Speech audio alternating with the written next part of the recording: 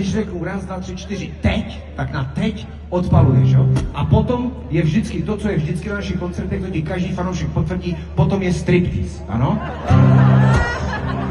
Tady to nebude trvat moc dlouho. Aspoň se pokocháme více.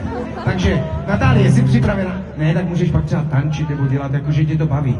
No, já vidím, že jsi přišla pravděpodobně na Bena Kristovava, ale prostě dělej, vole, že jako máš radost potom, že jsi tady s náma na poli, no?